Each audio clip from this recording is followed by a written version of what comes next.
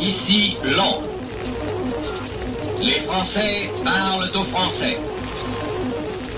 Veuillez écouter tout d'abord quelques messages personnels. Bonjour à toutes et bonjour à tous. Bienvenue dans ce nouveau rendez-vous de notre cycle de conférences. Nous avons l'honneur et le plaisir de recevoir Stéphane Simonet, l'un des historiens les plus proches de nous, puisqu'il est membre de notre conseil scientifique et il est également délégué de notre fondation pour le département du Calvados, où il va se passer beaucoup de choses dans quelques semaines. Stéphane Simonet est docteur en histoire, chercheur associé à l'université de Caen et ancien directeur scientifique du Mémorial de Caen. Il est l'auteur de nombreux ouvrages sur la période de la Seconde Guerre mondiale, et notamment Les Poches de l'Atlantique, Les batailles oubliées de la Libération, c'est paru en 2015, Les 177 Français du jour J en 2017, Nous, les hommes du commando Kieffer en 2019, et une biographie du commandant Kieffer en 2022. Évidemment, il est spécialiste de ces Français du 6 juin 1944. Il vient de publier cet ouvrage sur l'épopée du Normandie-Niemen, des Français libres sur le front de l'Est 1942-1945. La France au combat, incarnée par une petite escadrille de chasse opérant sans relâche dans le ciel de l'URSS, l'escadrille Normandie, devenue régiment Normandie-Niemen, et la plus titrée de tous les temps. Avant d'être une épopée militaire, c'est aussi une formidable aventure humaine, celle d'une poignée de volontaires français qui ont constitué la seule force alliée venue se battre aux côtés de l'armée rouge contre le nazisme et pour la libération de l'Europe. Et c'est bien de tout cela dont cette conférence va parler, et qui sera à coup sûr informative, passionnante, mais donc aussi très utile. Bonjour Stéphane Simonet. Bonjour, merci de m'accueillir une nouvelle fois dans ce format des conférences de la Fondation de la France Libre. Toujours un plaisir de venir forcément ici. Alors habituellement je suis plus habitué à venir parler de marins ou de fusiliers marins commando, voilà. Et là il s'agit d'avions, il s'agit d'aviateurs, de pilotes de la France Libre, en l'occurrence ceux du groupe de chasse, du régiment de chasse Normandie-Niemen. Ce sujet m'est apparu lorsque j'ai publié un livre l'année dernière où je racontais l'histoire de 11 personnes, femmes et hommes, qui s'étaient sacrifiés pendant la Seconde Guerre mondiale, jusqu'à se donner la mort par leur suicide. Et dans ces 11 biographies, j'avais retenu celle de Maurice de Seine, qui était ce pilote qui s'était sacrifié avec son mécanicien russe en juillet 1944, pour ne pas... Son avion était en perdition et il avait fait deux ou trois tentatives pour atterrir. Alors que tout le monde lui demandait de sauter en parachute, il n'a pas voulu le faire. Lui en avait, mais son mécanicien n'en avait pas. Donc il a décidé malgré tout de tenter une troisième opération d'atterrissage, et donc ils se sont crashés tous les deux. Et donc ce sacrifice de ce pilote m'avait un peu... Déjà, je ne la connaissais pas, cette histoire, et puis ça m'avait permis de me rendre compte que Normandie-Niemen, finalement, n'était pas si connu que ça, même s'il y avait eu pas mal d'ouvrages écrits par des anciens, ou par des historiens, pour le coup, même s'il y a eu des films également. Avec mon éditeur, on est parti du principe qu'il fallait peut-être refaire une histoire, une synthèse très grand public, pour le coup, et avec beaucoup de photos. Donc, je suis parti au SHD à Vincennes, puisé dans le journal de marche des opérations du régiment, donc qui est un document qui est de l'époque, hein, dans lequel je me suis plongé. Et puis il y avait un fond photo aussi de 3000 clichés sur Normandie-Niemen qui ont été faits par un des anciens à partir de 1943, donc ça couvre la période 43-45. Donc je me suis immergé dans cette histoire que je ne connaissais pas plus que ça. Et donc l'idée c'était de faire revivre un peu et d'incarner ces histoires de pilotes dans ce régiment de chasse Normandie-Niemen. Donc ce que je vais vous raconter aujourd'hui, je pense que vous connaissez les grandes lignes, mais ça va être cette histoire du régiment de chasse depuis sa création en 1942 jusqu'à la fin de la guerre, donc en mai 1945. Et donc ça va être une approche chronologique, hein, on va faire ça très simplement. Justement, pour commencer, je voudrais juste vous parler des origines de l'unité. puisque ça n'a pas de soi qu'une unité française aille combattre sur le front de l'Est en 1941, en 1941 encore moins. Et c'est vraiment à partir de juin 1941, à partir du moment où Staline devient l'allié des Américains qui sont entrés en guerre également, qui vont entrer en guerre, des Britanniques et des Français libres en tout cas, c'est à ce moment-là que des négociations vont être entamées entre la France libre, entre le général de Gaulle et les autorités soviétiques. Donc cette période de mise en route va durer plusieurs mois, va durer entre 8 et 9 mois, à partir du moment où les premiers contacts sont pris, donc en décembre 1941, jusqu'à la mise en route de l'unité, jusqu'à sa création officielle en septembre 1942. Il va se passer 8 à 9 mois de négociations entre les autorités soviétiques et les autorités françaises libres. Et donc il y a deux hommes qui sont à l'origine, qui ne sont pas à l'écran là, deux hommes qui sont vraiment à l'origine de cette idée d'envoyer une unité de chasse sur le front de l'Est. C'est Charles Luguet et Albert Mirlès, qui sont deux aviateurs.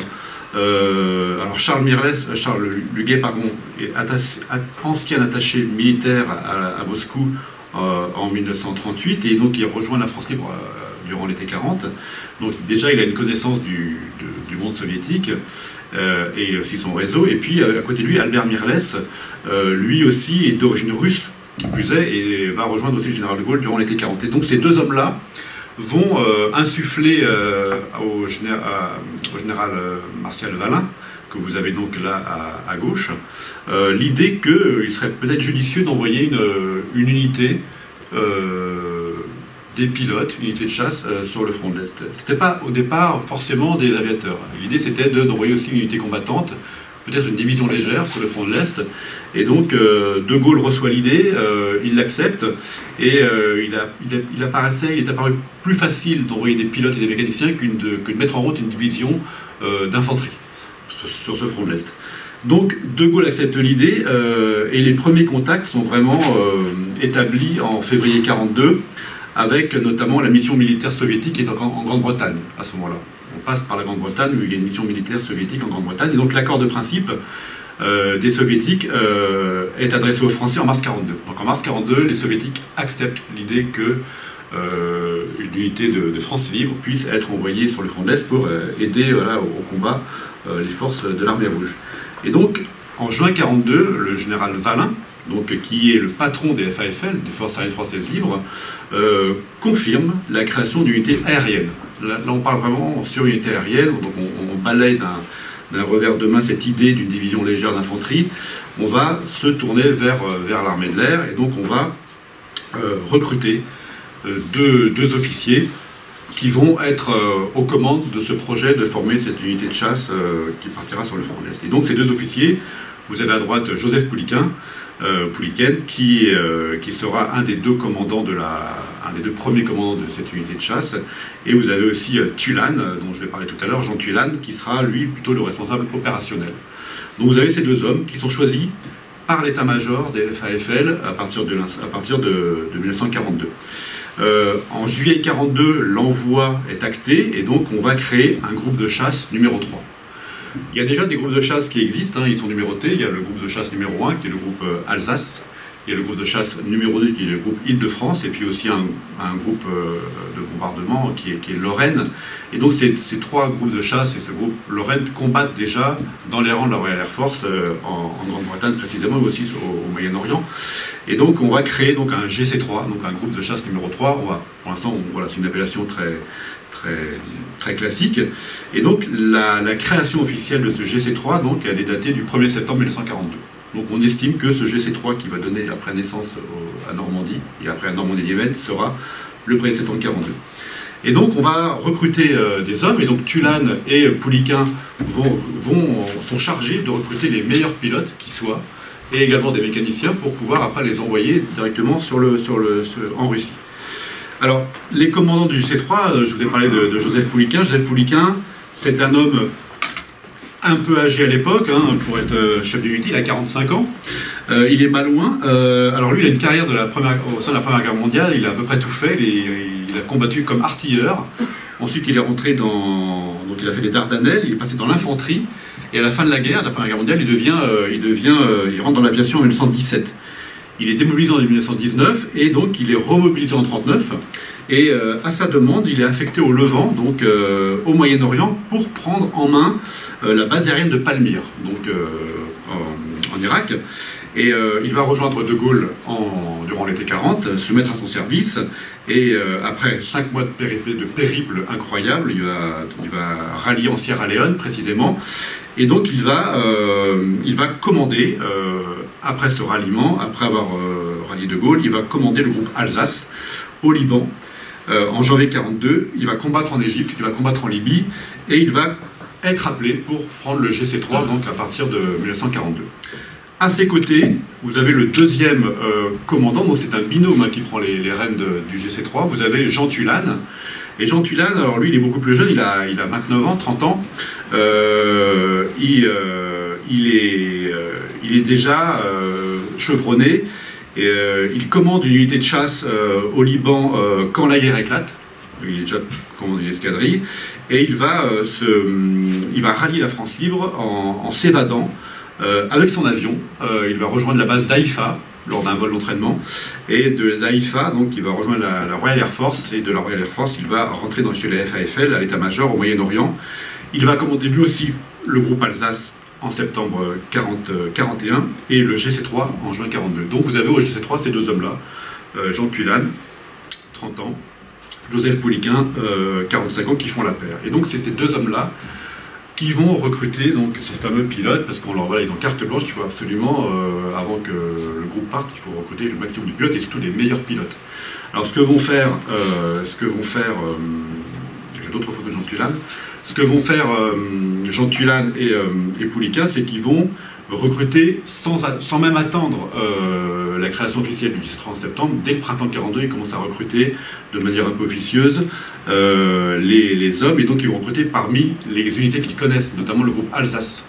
Et donc les 15 premiers pilotes qui vont être recrutés, parce qu'il n'y en aura pas plus, qui vont partir à ce moment-là, en septembre 42, les 15 premiers pilotes qui sont recrutés, la grande majorité fait partie du groupe Alsace, donc le GC1, qu'ont commandé successivement Pouliquin et Tulane. Et donc, vous avez donc, dans ce premier vivier de pilotes, vous avez deux origines. Vous avez des pilotes qui viennent de la Royal Air Force, qui combattaient à Londres, au-dessus du ciel de l'Angleterre.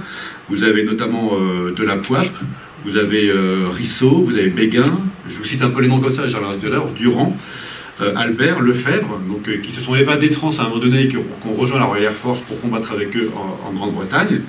Et donc c'est eux qu'on va chercher. Et puis vous avez aussi ceux qui viennent du Proche-Orient, qui vont rallier la base du Liban en 42, mais qui vont arriver du Proche-Orient. Ils combattent aussi dans des unités combattantes. Vous avez donc Castelin, vous avez Preciosi, Litolf et Derville. Et ces premiers pilotes, ces 15 pilotes, vont être rassemblés dans la base de Rayak. C'est à Rayak qu'on a décidé de rassembler, de faire partir tous ces volontaires, les mécaniciens et les pilotes, et de Rayak, ils vont être transportés jusqu'en Russie. Donc la base de ralliement, c'est la base de Rayak qui se trouve donc au Moyen-Orient. Et donc vous avez... Pardon ? Au Liban, oui. Ouais. Donc vous avez les premiers pilotes, là, je vous ai mis des portraits, vous avez Albert Litolf, qui est un ancien du GC1, du groupe de chasse à Alsace, et puis vous avez les deux pilotes sur la gauche, Durand et Preciosi, qui font partie de cette quinzaine de premiers arrivés. D'autres photos également, Albert Durand, Roland Lapoipe, Yves Mahé, donc sur la droite également. Voilà un petit peu pour montrer un peu les visages de ces premiers volontaires. Alors vous voyez que Tulane et Pouliquin, voilà, ils ont eu énormément de mal à recruter parce que les Anglais ne voulaient pas laisser partir des pilotes aussi facilement. Et ces pilotes français ont été formés dans les rangs de la Royal Air Force sur des avions de la Royal Air Force. Et donc les Anglais ont très mal vu l'idée qu'on leur pique un peu leurs pilotes qui ont été formés dans des écoles anglaises. Donc, et donc voilà. Et donc De Gaulle a quand même réussi quand même à exiger ça.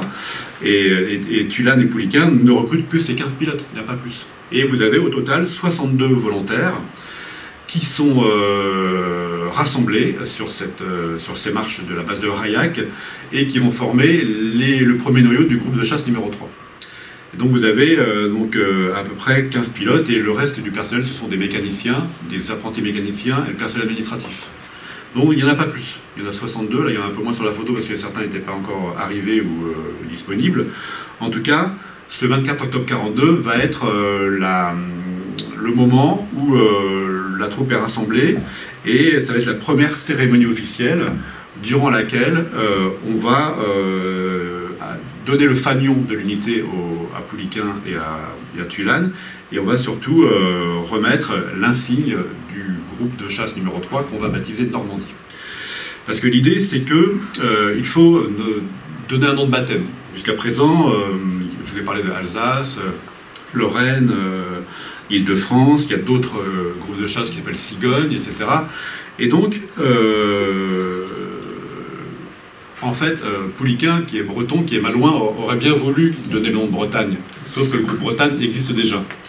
Et donc, Pouliquen va choisir la Normandie, parce qu'il considère que la Normandie, comme la Bretagne, à ce moment-là, en 1942, vit déjà des heures un peu douloureuses dues au bombardement et dues à l'occupation allemande, et donc il considère que c'est une province martyre. Et c'est lui qui décide et qui propose au général de Gaulle, en septembre 1942, ce nom. Et de Gaulle accepte ce nom de Normandie le 16 septembre 1942. Et voilà ce que dit Pouliquen lorsqu'il remet à chaque pilote et mécanicien l'insigne de l'unité. Voilà le discours qu'il tient. Officiers, sous-officiers, caporaux et soldats du groupe de chasse numéro 3, je vais vous remettre l'insigne de notre groupe aux armes de la Normandie. Vous le porterez avec fierté et dignité. Il représentera pour vous l'image de la France dans une de ses plus belles et de ses plus riches contrées. Il évoquera pour vous le souvenir d'une campagne de chez nous, calme et reposante. En ce moment, la Normandie souffre plus particulièrement de l'occupation allemande, des bombardements incessants, des combats fréquents ont lieu sur ses côtes et dans son ciel. Notre pensée va vers ce coin de France que le 3e groupe de chasse honorera en portant ses armes et que ses pilotes glorifieront par leur victoire. Voilà le discours qu'il tient lorsqu'il reçoit le fanion et lorsqu'il remet à chacun de ses pilotes et ses mécaniciens cet insigne. Donc, que vous voyez ici, c'est l'insigne vraiment avec les 2 léopards normands et puis le nom Normandie. Alors ça n'a pas été simple de faire fabriquer des insignes. Il y a à peu près une centaine qui ont été fabriqués à ce moment-là pour la cérémonie du 16 du mois d'octobre 1942. C'est Jean Depange qui a été chargé avec un autre pilote d'aller trouver un orfèvre dans les stoups de Damas pour le faire fabriquer. Donc voilà, donc ça a pris plusieurs jours. Une fois qu'on avait le nom et puis les léopards, il fallait le fabriquer. Donc c'est un orfèvre arménien des stoups de Damas qui a fabriqué les 100 premiers insignes de Normandie. Et après, comme ça va s'appeler Normandie d'Hymen, on va en refaire. Et donc ça sera toujours le même orfèvre des stoups de Damas qui sera à chaque fois appelé pour refaire cet insigne. Donc si vous avez des insignes aujourd'hui de cette première période, ils sont assez rares et assez, je pense, onéreux.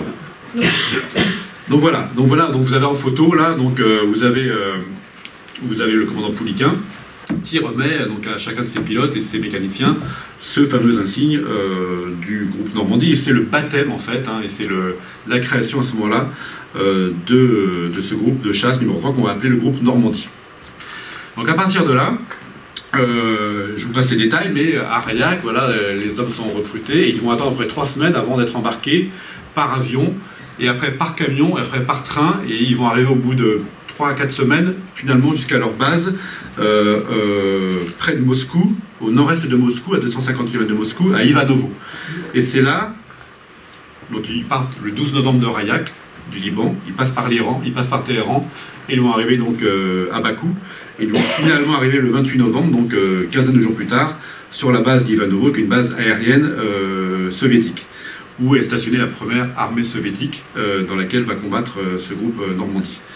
Et donc pendant toute cette période, en gros de novembre 1942 à mars 1943, autant vous dire que les avions ne volent pas, il fait moins 30, il y a de la neige partout, donc c'est une période d'instruction qui va commencer pour les pilotes, en attendant le dégel notamment, et donc cette période d'instruction et surtout d'entraînement, et surtout de faire connaissance aussi avec les soviétiques, avec les Russes, parce qu'il va s'agir de combattre avec eux. L'unité est intégrée en fait dans un organigramme de la première armée aérienne soviétique qui est commandée par le général Zakharov. Le général Zakharov, vous l'avez là avec son bonnet à droite, avec son bonnet comment on l'appelle, Tchapka peut-être, mais c'est lui qui va être le supérieur hiérarchique de Tulane et puis des différents commandants pendant les 3 campagnes que vont mener les Français donc sur le front de l'Est. Zakharov, c'est une pointure dans l'armée soviétique, dans l'armée soviétique, parce qu'il combat dans les rangs de l'armée rouge depuis qu'il a 22 ans, depuis qu'il a une vingtaine d'années. Il a quasiment fait tous les combats. Alors c'est un gaillard de 35 ans qui a un passé militaire prestigieux. Il est dans l'armée rouge depuis ses 22 ans. Il a combattu pendant la guerre d'Espagne. Il a combattu en Chine contre les Japonais en 1938. Il a commandé la 3e division aérienne. Et puis là, il va commander depuis décembre 1943 cette armée aérienne. Et donc, c'est lui qui va accueillir les pilotes français, leurs mécaniciens, et surtout les intégrer dans cette organigramme et dans cette armée rouge, enfin dans cette armée aérienne qui doit appuyer les offensives de l'armée rouge au sol. Donc, véritablement, pour les Français, les premières opérations vont commencer en mars 1943. Et d'ici là, entre décembre 1942 et mars 1943, il faut s'entraîner, et surtout, ils n'ont pas d'avion. Ils arrivent, ils n'ont pas un seul avion. Il y a 15 pilotes, il y a une cinquantaine de mécaniciens, une quarantaine, mais il n'y a pas d'avion. Donc il va falloir choisir un avion. Alors le choix d'un avion va être assez simple. On va leur faire essayer à ces Français différents avions, 3 avions différents. Vous savez qu'à ce moment-là, les Soviétiques, il y a la loi pré-bail, donc ils ont déjà du matériel de la part des Alliés et des Américains. Donc on va leur faire essayer un Air Cobra américain, on va leur faire essayer un Hawker Hurricane anglais, et puis on va leur faire essayer l'avion local, hein, le Yakovlev soviétique. Et donc c'est Tulane qui s'y colle, c'est Albert Litolf aussi qui pilote, et donc c'est ces deux pilotes-là qui vont essayer ces 3 avions. Et le choix qui est fait, c'est pour eux, le meilleur avion pour ces Français, ça va être le Yak. Alors c'est pas pour faire plaisir aux Soviétiques, même si je pense qu'il y a une part aussi de politique, hein, de prendre l'avion des Soviétiques, mais en tout cas le Yak, le Yakovlev, c'est un avion qui est aussi performant pour ces pilotes français que l'était le Dewoitine 520 pendant la guerre. Et tous ces pilotes-là considèrent que le Dewoitine 520, c'est un très bel avion français, et donc les capacités de ce Yak sont très proches de cet avion français. Ça, c'est le premier point. Les Français voulaient un avion robuste, simple d'utilisation, pas fragile mécaniquement, parce qu'il va falloir quand même piloter dans des conditions très compliquées et dans des conditions météorologiques assez dures. Donc un avion très maniable. Et puis ce qui plaît également dans cet avion, c'est que le moteur, je ne rentre pas dans le détail, mais c'est un moteur Klimov qui est construit sous licence Hispano-Suiza, donc sous licence française. Et ça, les mécaniciens qui sont dans le groupe de chasse, là, ils connaissent ce moteur Hispano-Suiza, ils l'ont travaillé en France. Donc le fait qu'il soit sous licence Hispano-Suiza française, voilà, c'est un avion très proche du Dewoitine 520, puis que finalement c'est le meilleur avion techniquement, le choix du commandement français, c'est d'aller sur le Yak, donc le Yak soviétique, le Yakovlev. Et donc c'est à partir de février 1943, les premiers avions vont arriver, ça va être un avion, 2 avions, puis finalement en mars 1943, les 15 pilotes auront chacun leur avion.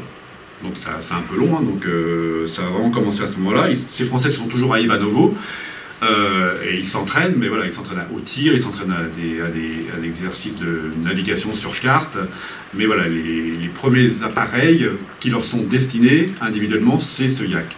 Jusqu'à présent, ils s'entraînaient sur des biplaces, des Tupolev, voilà, avec d'autres pilotes soviétiques. L'installation pour eux aussi, ça va être aussi faire connaissance avec les Russes, parce que voilà, c'est quand même un environnement un peu nouveau.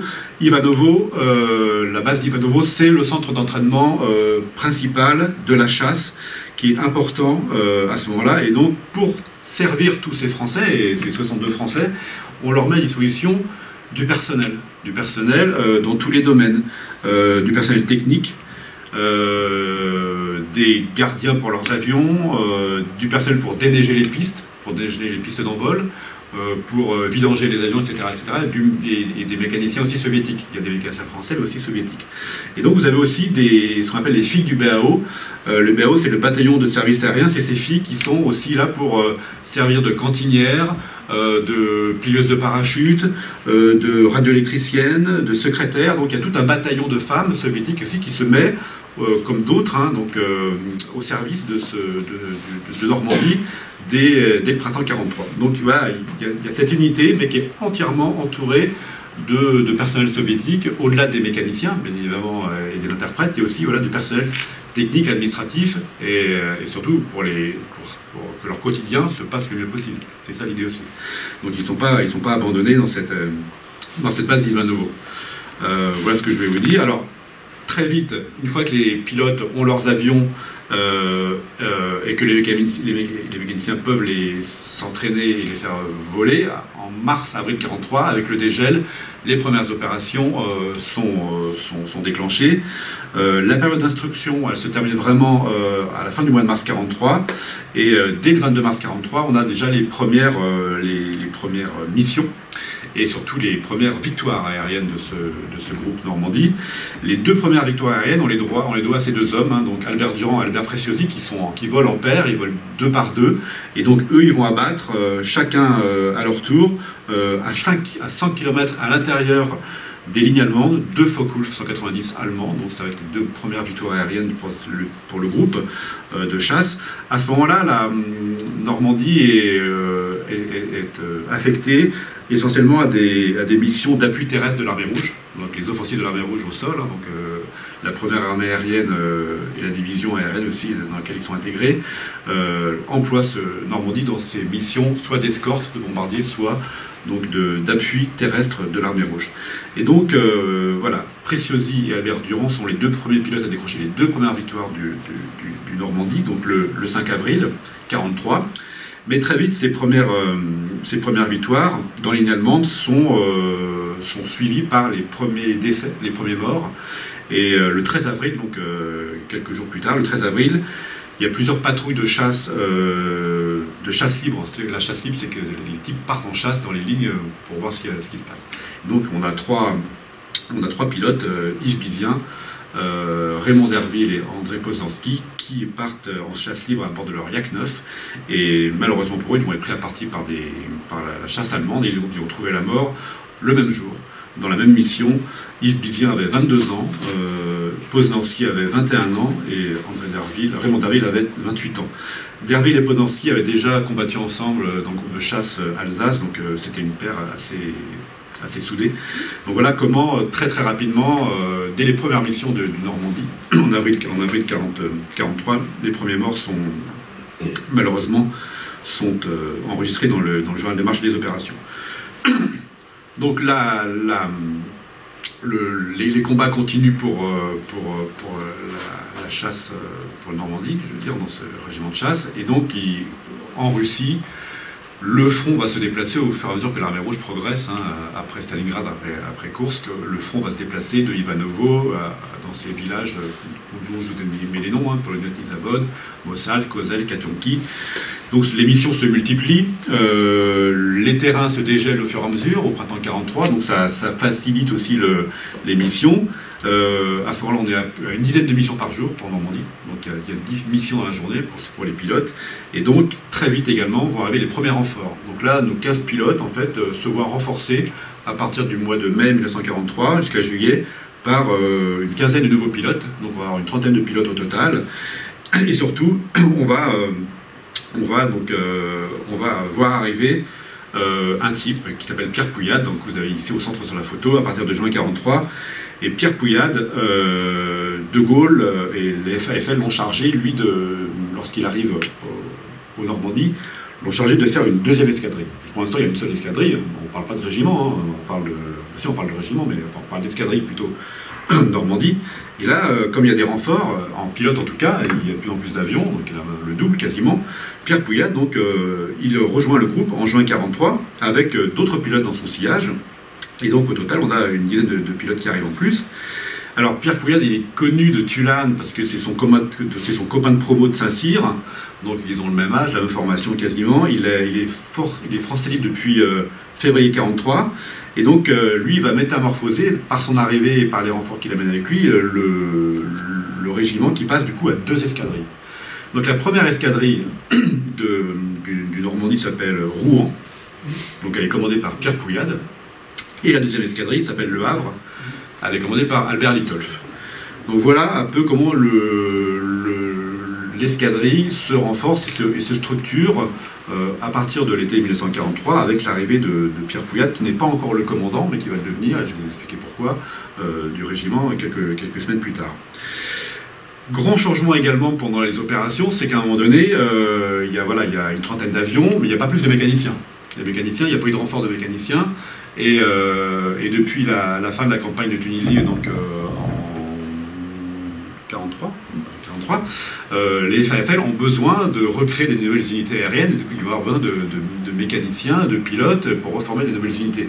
Et De Gaulle et les FAFL réclament les mécaniciens français qui vont quitter leurs pilotes à partir du mois d'août 1943. Le 4 août 1943, les 42 mécaniciens quittent la Russie et reviennent au Moyen-Orient pour alimenter ces nouvelles unités qui vont être créées pour continuer la guerre, donc notamment en Afrique et aussi au Moyen-Orient. Et donc c'est un coup dur pour ces pilotes français parce qu'ils s'étaient engagés ensemble depuis septembre 1942, donc il y a vraiment une rupture dans l'histoire de Normandie avec ce départ un peu dans la douleur de ces mécaniciens français. Alors les mauvaises langues disaient que les mécaniciens français n'étaient pas à la hauteur, notamment ils ne savaient pas réparer un avion par des conditions climatiques de moins 30 degrés, donc les Russes étaient plus compétents. Certains mécaniciens se plaignaient d'être pas être traités de la même manière que les pilotes, en termes de logement, de salaire, etc. Donc voilà, j'ai vu pas mal de choses dans les récits des anciens, qui avaient des rivalités avec le commandement, et donc certains effectivement sont partis en faisant un peu la tête. Mais en tout cas, ils sont tous rappelés au Moyen-Orient, et on va les remplacer donc par des mécaniciens russes. Donc là, on va voir arriver dans cette unité des mécaniciens russes qui remplacent les Français. Donc là, vous avez sur la photo de droite les pilotes français qui sont par terre, à genoux, et puis derrière eux, vous avez leurs mécaniciens. Ils ne sont pas tous là, parce qu'en général, pour un avion, il faut 3 à 4 mécaniciens pour la maintenance.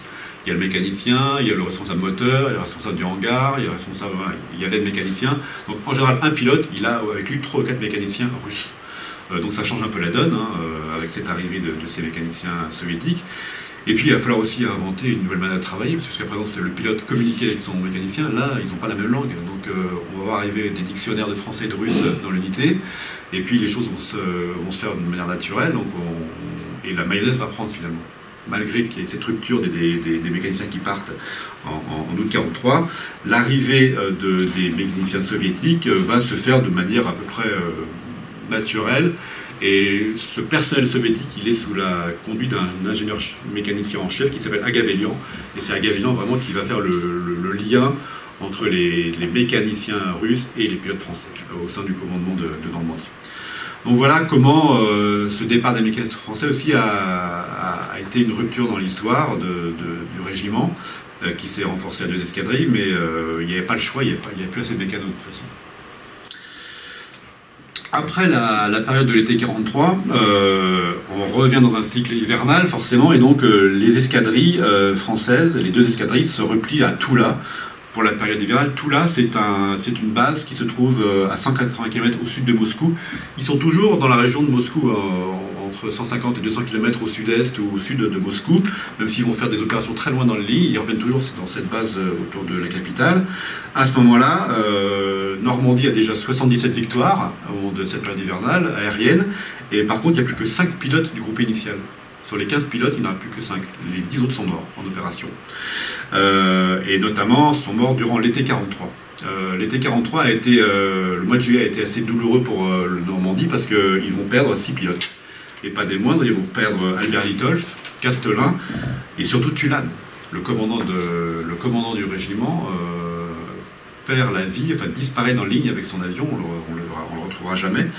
Il perd la vie donc le 17 juillet 1943. Il était déjà, Litolf et Castelin ont été tués la veille le 16 juillet, et Tulane le lendemain décide un peu de les venger, d'aller au moins de retrouver où ils ont pu se perdre dans les lignes allemandes. Et donc il part en mission, il fait plusieurs missions ce jour-là, 3 missions, et à un moment donné il est pris à partie par plusieurs avions allemands, et donc on le voit, Pouillat le voit disparaître dans les lignes allemandes, et on le retrouve plus. Voilà, il disparaît, donc il est porté disparu, et ce qui fait que du 13 au 17 juillet, donc avec au milieu la fête nationale du 14 juillet qui est quand même célébrée, on a quand même 6 pilotes qui disparaissent, et donc sur le groupe initial.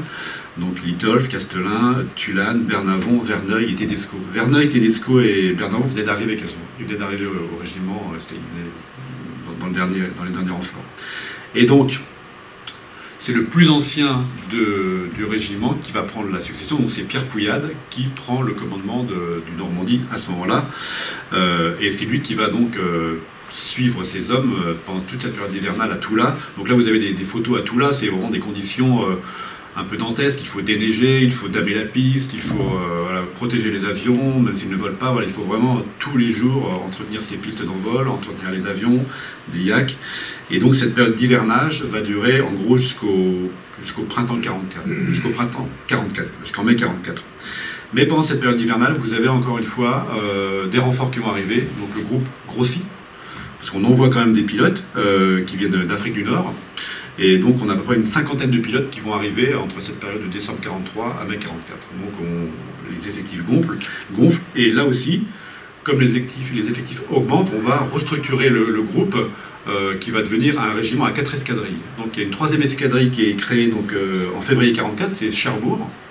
Et puis la dernière, c'est Caen, donc en avril 44. Donc en avril 44, on a un régiment avec ses 4 escadrilles, son drapeau, son propre drapeau, c'est quand même assez unique dans une unité aérienne.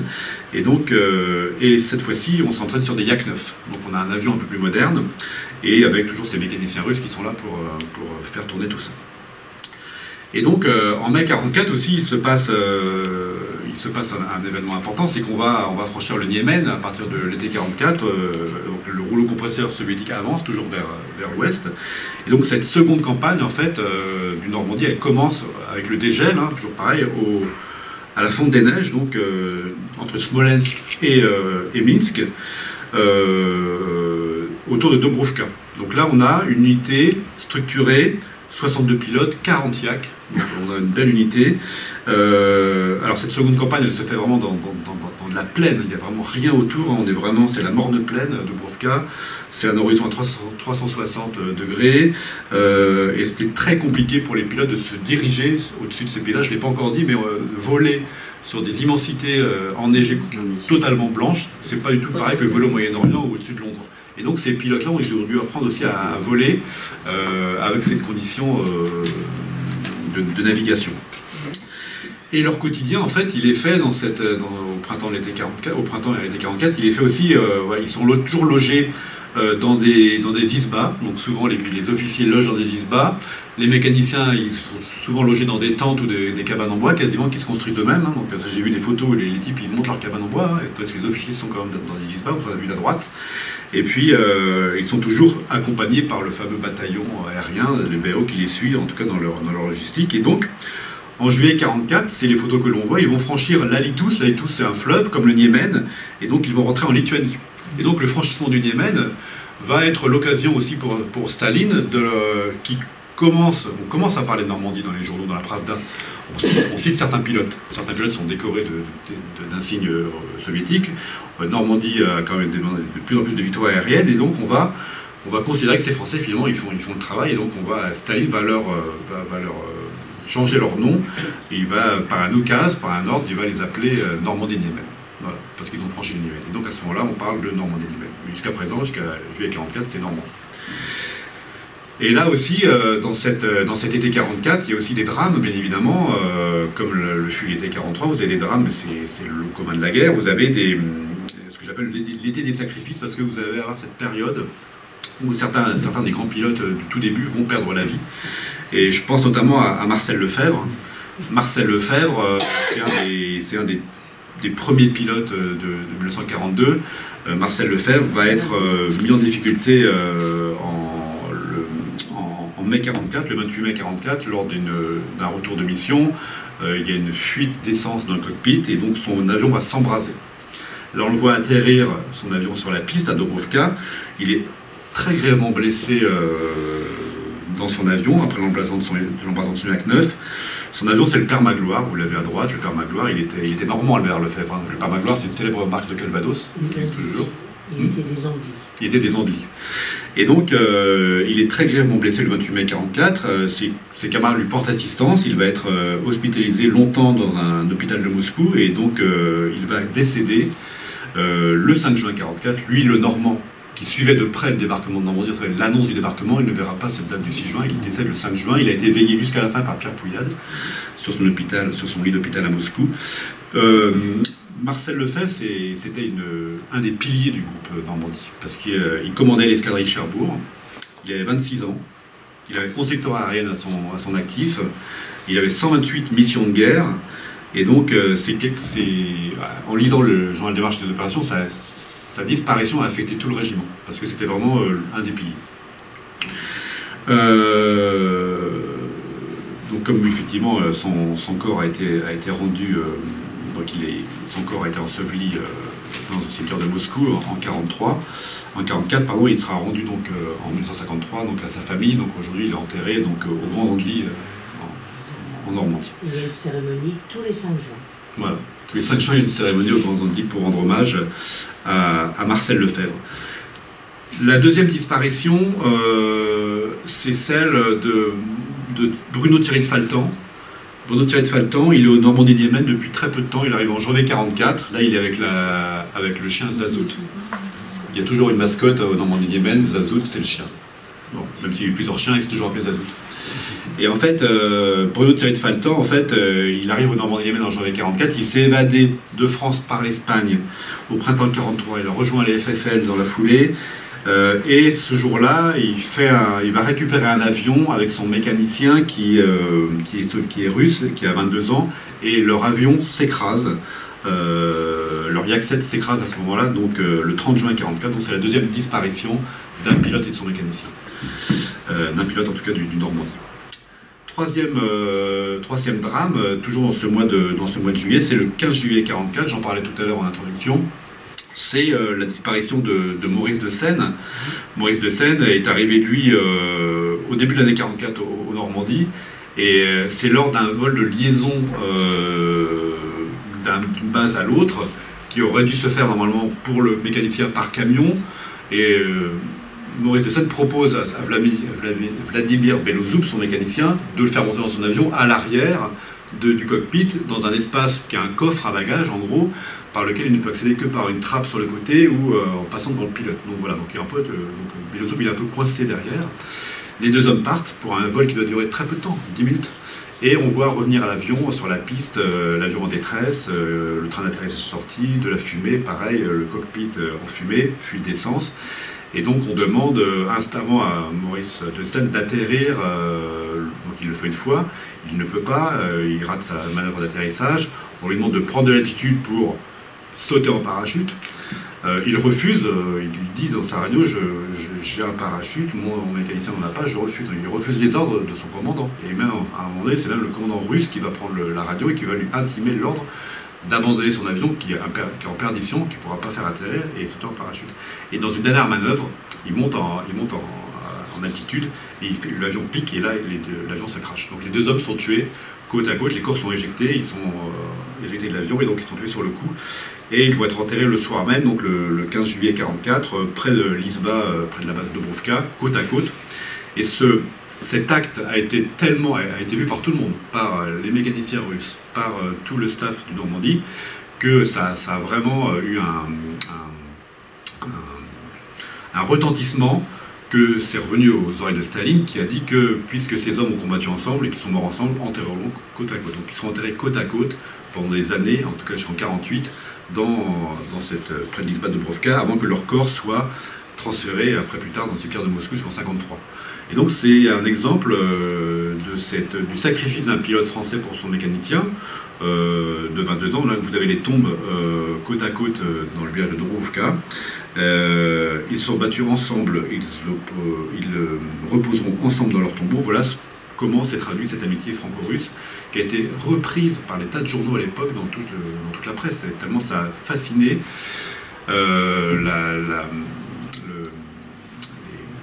l'opinion russe.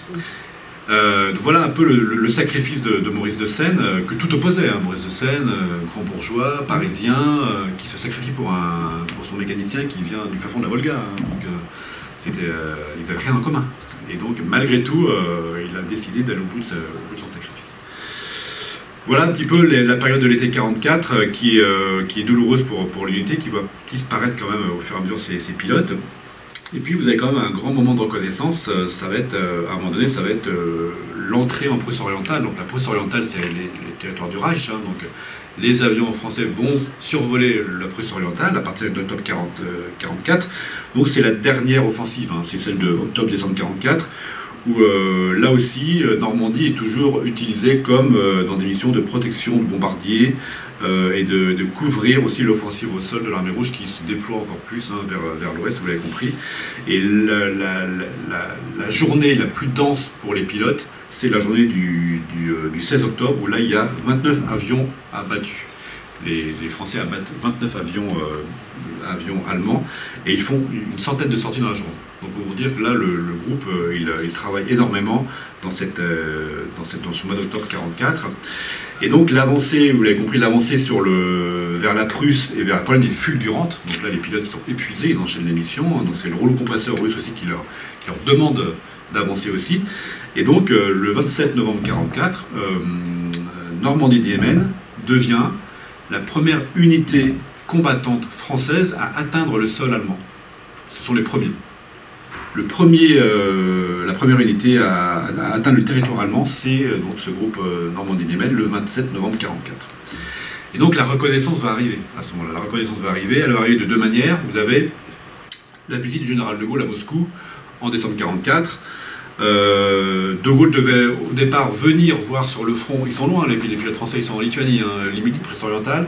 De Gaulle devait aller leur rendre visite là-bas, dans leur base, et dernier changement de programme, De Gaulle doit venir signer un traité d'alliance à Moscou le 9 décembre, et donc les Français sont prévenus 2 jours avant. Et donc l'ensemble du régiment met 36 heures pour allier Moscou, à bord de trains, de camions, 36 heures de voyage depuis la Lituanie, pour arriver à l'ambassade de France à Moscou et pour recevoir les honneurs du général de Gaulle, qui va remettre à ce moment-là des légions d'honneur, des croix de la libération, des médailles militaires et des croix de guerre avec palme. Et donc tous les pilotes quasiment vont être récompensés, médaillés, même des Russes également. Le général russe va être aussi décoré par le général de Gaulle. Donc là vous avez les pilotes qui attendent d'être invités pour la cérémonie, puis vous avez la cérémonie en elle-même où le général de Gaulle décerne certaines médailles donc, aux Français. Et surtout, vous avez ce 11 décembre 1944, ce moment où le régiment est fait compagnon de la libération. Ils le savent depuis un décret d'octobre 1944 qu'ils ont été faits compagnons, mais en tout cas, voilà ce que De Gaulle écrit dans le livre d'or de l'ambassade le 9 décembre 1944, sur la terre russe, martyrisée comme la terre française, et par le même ennemi, le régiment Normandie, mon compagnon, soutient, démontre, accroît la gloire de la France, Moscou, le 9 décembre 1944. Donc Normandie-Diemen est fait compagnon de libération, comme d'autres pilotes ce jour-là, comme Joseph Risseau, comme d'autres pilotes sont faits compagnons. Ce jour-là également, vous avez certains pilotes qui reçoivent la distinction la plus ultime de la part du régime soviétique, c'est héros de l'Union soviétique. Cette médaille de héros de l'Union soviétique, 2 pilotes la reçoivent. C'est l'honneur ultime pour un pilote, pour un combattant russe, c'est de recevoir cette décoration de héros de l'Union soviétique. Et donc ces deux pilotes, c'est Albert à droite, et donc de la Poipe à gauche, pardon, et de la Poipe à droite. De la Poipe, il a 24 ans. Il a 24 ans, il a toutes les médailles qu'il a, il a déjà compris la libération, il a toutes les médailles russes, et il reçoit cette distinction à l'âge de 24 ans, héros de l'Union soviétique. Il a 25 ans, il a 18 victoires aériennes, donc c'est quand même un des as de la chasse française. Et ce jour-là, il est fait compagnon de libération et aussi héros de l'Union soviétique. Et à ses côtés, donc, vous avez Albert, qui a lui 25 victoires aériennes, ce qui en fait, à ce moment-là, le 2e pilote le plus capé de la chasse française après Pierre Klosterman. Klosterman, je crois que c'est 33 victoires aériennes. Le 2e, ça va être donc le second as de la chasse française, ça va être donc Albert, 25 victoires aériennes. Voilà un petit peu comment cette reconnaissance elle est faite du côté du général de Gaulle, mais également du côté des soviétiques qui remettent ces décorations à ces 2 pilotes. Il y aura aussi 2 autres pilotes qui vont recevoir cet ordre de héros de l'Union soviétique. À titre posthume, Marcel Lefebvre, qui est décédé donc en juillet 1944. Marcel Lefebvre va recevoir à titre posthume ce titre de héros de l'Union soviétique donc en juin 1945. Et puis Jacques André Jacques André, 4e pilote, qui va recevoir, lui, sa décoration en avril 1945, Staline ayant décidé d'honorer quand même encore 2 pilotes français à la fin de la Seconde Guerre mondiale. Et voilà, donc la cérémonie dure qu'une journée. 48 heures plus tard, les pilotes repartent en Lituanie. Donc, entre-temps, leurs avions ont été amenés, convoyés par des Russes, donc ils reprennent le chemin de leur base pour retrouver leurs avions. C'est aussi une rupture à ce moment-là parce qu'on a décidé d'accorder des permissions, notamment à ceux qui sont en guerre depuis presque 2 ans ou au moins 16 mois de campagne. On leur octroie des longues permissions. Donc des types comme Risso, par exemple, comme Pouillade, vont partir pour plusieurs mois. Ils vont quitter l'unité en décembre 1944, ils vont revenir qu'en mai 1945. Et donc ça va être la première fois voilà, où en gros une quinzaine de pilotes vont quitter l'unité, ce qui va un peu désosser la structure de Normandie-Niemen à ce moment-là, et donc on va repasser à 3 escadrilles. Autre événement, Pierre Pouillade est parti en permission à Paris, et pendant sa permission, il a un grave accident de voiture en février 1945, très grave, qui l'empêche de revenir. Et donc, il ne peut pas revenir prendre son commandement en février 1945, donc c'est Louis Delfino qui prend les rênes de l'unité, et donc Louis Delfino va être le dernier commandant de Normandie, donc de janvier jusqu'à la victoire finale en mai 1945, et donc c'est Louis Delfino, le nouveau commandant du groupe Normandie-Niemen. Donc Louis Delfino va emmener son groupe pour la toute dernière campagne, donc en Prusse orientale, de janvier à mai 1945. À ce moment-là, les Russes, ils sont en supériorité numérique partout. En gros, c'est 18 avions russes pour un avion allemand. Donc autant vous dire que voilà, ça s'enchaîne bien, et le contrôle est total, en tout cas, 18 contre 1. Les Yak 9 ont été abandonnés au profit des Yak 3, donc encore un nouvel avion plus performant, plus maniable, plus rapide. Et Louis Delfino est ce nouveau commandant. Louis Delfino, il arrive aussi, lui, il arrive tardivement au régiment. Il est arrivé en février 1944, donc 1 an avant de prendre son commandement.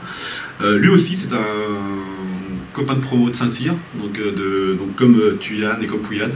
Ils ont fait la même promo Saint-Cyr en 1931, la promotion Tafilalette. Et donc, c'est pas un inconnu. Et donc, il arrive en février 1944, il prend le commandement donc, en février 1945.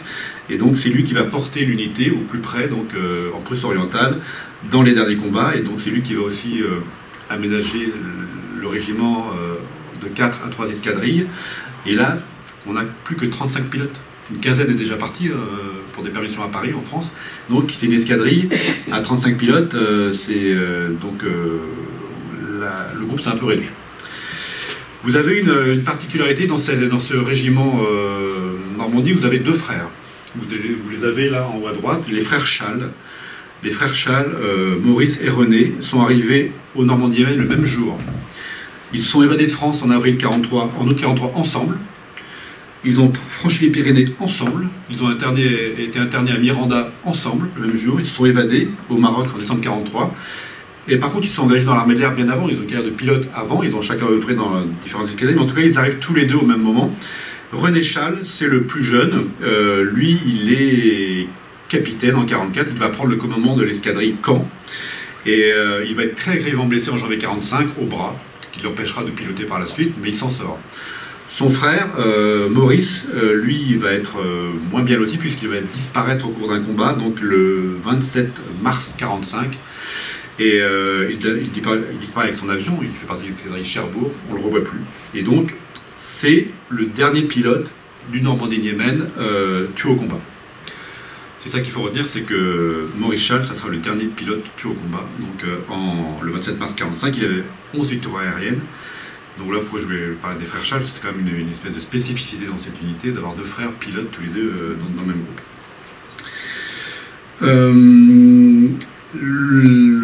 Les semaines filent, on n'a plus que, en avril 1945, on n'a plus que 22 pilotes opérationnels, quand même, malgré tout, ça se réduit un peu. Il faut savoir qu'à la fin des opérations, Normandie a engagé 99 pilotes, 42 pilotes ont été tués. C'est presque la moitié des pilotes qui ont perdu la vie pendant l'histoire de Normandie-Niemen, pendant toute la guerre. Et la dernière victoire du Normandie, on la doit au 12 avril à Georges Henry. Georges Henry abat son avion le 12 avril 1945. Il a 25 ans. C'est sa 5e victoire aérienne. Et ce même jour, le jour où il abat son avion, le jour où il donne cette dernière victoire aérienne, la 273e victoire aérienne, il perd la vie. Il est mitraillé sur la base, sur l'aérodrome, par un tir allemand dans sa tranchée. Donc c'est un peu la mort un peu étrange. Il apporte sa dernière victoire, il a sa victoire aérienne, mais il est tué. Donc c'est le dernier tué. Maurice c'est le dernier tué au combat. Georges Henry, c'est le dernier tué du groupe Normandie d'hiver. Donc on est le 12 avril 40. Je vais avancer un petit peu sur leur tour. Donc on se profile, là on est quand même le 12 avril 45, et le 9 mai 45, les Français sont en Prusse orientale. Là vous avez une photo de Sauvage, du pilote Sauvage, qui est à 200 mètres de la frontière de la Prusse orientale. Le 9 mai, les Français, le régiment est en Prusse orientale, et les Russes vont fêter la victoire avec eux ce 9 mai. Alors, les Français ont bien entendu parler du 7 mai à Reims, ils ont écouté la radio, ils ont bien entendu parler du 8 mai, mais les Russes, eux, ils continuent le combat. Les ordres sont toujours donnés le 9 mai. Et le 8 mai, je veux dire, donc c'est vraiment dans la nuit du 8 au 9 mai que les hostilités cessent pour les Français. Et donc, à ce moment-là, à partir du 12 mai jusqu'au 31 mai, les Français sont à Elbing, en Prusse orientale, et va commencer pour eux une période de fêtes, de toasts, de cérémonies d'adieu, parce qu'il va falloir partir, il va falloir rentrer, abandonner tous ces territoires-là. Et donc, il y a une fête, une cérémonie le 1er juin à Moscou. Ils reviennent à Moscou en avion, à ce moment-là. Et c'est le 2 juin que Staline prend tout le monde de court. Les Français s'imaginaient un retour comme ils avaient fait l'aller, si vous voulez, en avion, en train, en camion, revenir par la voie terrestre. Or, Staline, le 2 juin, décide d'offrir à chaque pilote son avion, son yak, et les pilotes rentreront en yak directement en France avec leurs avions. Et en signe de reconnaissance pour toutes les victoires aériennes qui ont été acquises par ces Français, surtout pour l'aide apportée à l'armée rouge. Donc c'est le geste, un peu le cadeau que fait Staline, donc en offrant les 40 yaks à ces pilotes français. Et donc le retour va se faire sur plusieurs journées forcément. Donc le départ vers la France se fait à partir du 15 juin. Et du 15 juin au 20 juin, par saut de puce, les Français vont rejoindre la France.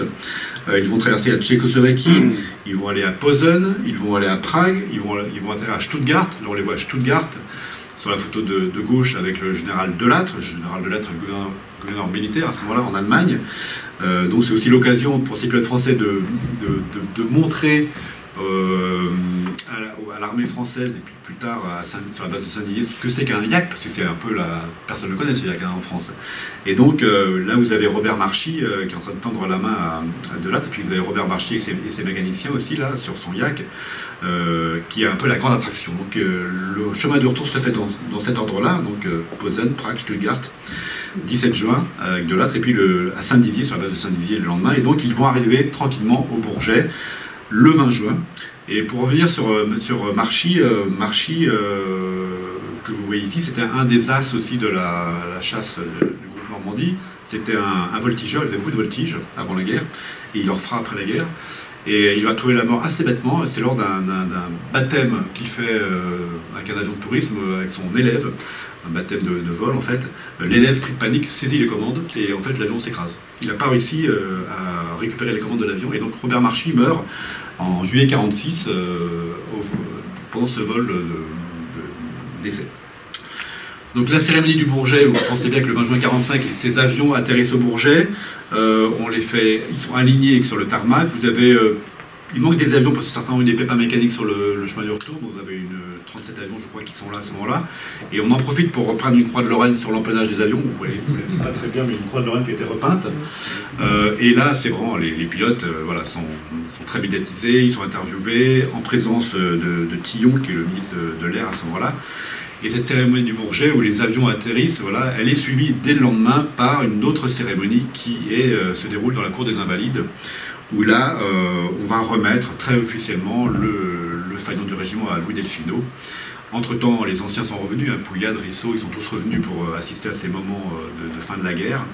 Et donc, pour le Normandie, c'est un petit peu la fin d'une longue histoire depuis mars 1943. C'est aussi le temps de la mémoire qui commence pour Normandie. Il ne faut pas oublier que certains corps sont toujours en Russie à l'époque. Il faut savoir que quand les corps étaient retrouvés, tous les corps des pilotes étaient rapatriés dans le cimetière militaire de Moscou, dans un carré militaire qui accueillait aussi à ce moment-là, qui accueille toujours les grognards de l'armée de Napoléon en 1812. Donc les pilotes français étaient enterrés dans ce carré militaire d'un cimetière de Moscou en 1812. Et je vous dis tout à l'heure, 42 pilotes ont été tués pendant les opérations. Et en février 1953, 11 corps, les 11 corps qui avaient été retrouvés, sont rapatriés en France. Donc via l'Allemagne, via Berlin-Ouest. Et donc ces 11 corps sont restitués à la France. Et donc seulement 2 corps sont restés dans ce cimetière de Moscou. Vous avez le corps de Bruno de Faltan, qui s'était craché avec son mécanicien. Bruno de Faltan, la famille a fait le choix, puisqu'il est mort là-bas, son corps restera là-bas, donc aux côtés de son mécanicien, donc côte à côte. Donc c'est la tombe que vous avez ici, là, à gauche, Bruno de Faltan. Et puis vous avez Jean Tulane, le commandant du régiment qui avait disparu dans les lignes. Ses restes ont été retrouvés une vingtaine d'années plus tard par une paysanne, et donc ses restes ont été installés sous une espèce de tombe, de stèle qui est là pour figurer le soldat inconnu, si vous voulez. Et la famille a considéré que c'était ses restes et que ces restes devaient rester dans ce cimetière de Moscou. Et donc ces restes retrouvés 22 ans plus tard sont toujours donc à Moscou, sous ce cénotaphe en fait, qui symbolise voilà, à la fois Jean Tulane mais également tous les pilotes abattus pendant la guerre. Et donc vous avez cette plaque aussi maintenant qui a été érigée à Moscou, à la mémoire de tous les pilotes français du régiment donc, qui sont tombés aux côtés de l'Union soviétique, aux côtés de l'armée soviétique. Et puis, je vous l'ai évoqué tout à l'heure, certains vétérans ont écrit leur histoire, leur témoignage, à travers différents ouvrages. Vous avez quelques ouvrages de Roger Sauvage, de François de Jove, Jean de Pange, que je n'ai pas mis. Et puis, c'est pas pour autant que le groupe n'existe toujours pas. Le groupe Normandie a été effectivement pérennisé après la guerre, donc il a été dans différentes bases. Aujourd'hui, le groupe Normandie, le groupe de chasse, est toujours en activité. Il a été réactivé, je crois, en 2012, il me semble. 2013. Et donc il est maintenant basé à Mont-de-Marsan, la base 118. Ce ne sont plus des Yak, ce sont des Rafales. Voilà, vous les voyez à l'écran. Et donc ce groupe est toujours actif. Donc voilà ce que je voulais dire. Puis au-delà de ça, pour la partie mémoire, vous avez aussi le musée, qui était longtemps aux Andelys, musée associatif, qui avait été créé par le frère de Marcel Lefebvre. Et donc ce musée associatif des Andelys a été récupéré par le ministère des Armées donc en 2010. Et donc un hall, un espace scénographique a été ouvert en 2015 donc, au musée du Bourget. Donc, je vous invite vraiment à aller le voir parce que c'est vraiment un lieu très bien fait, même s'il n'y a pas toutes les collections. En tout cas, c'est la seule encore présence dans un musée, en France en tout cas, de Normandie-Yémen. Moi je me souviens quand je suis allé à Moscou plusieurs fois, il y a à peu près 300 écoles qui sont baptisées Normandie-Yémen. Dans chaque école, dans chaque hall, il y a toujours des restes, des vestiges, des photos. En France, on est loin du compte, malgré tout, mais voilà. Et moi, quand je disais que je venais de Normandie, on me disait Normandie-Yémen. Tout le temps, c'était associé. Même s'ils ne connaissent pas la Normandie, mais Yémen, c'est Normandie. Et donc c'est une des raisons aussi pour lesquelles je fais ce livre, parce que j'ai bien vu qu'à Moscou c'était très connu, en Russie très connu, mais en France ça a été un peu moins, à part quelques spécialistes que nous sommes. Donc voilà ce que je vais vous dire très rapidement, en moins d'une heure, sur cette histoire du régiment de chasse. Je me tiens à vos dispositions si vous avez des questions, des remarques, des précisions ou des rectifications à apporter.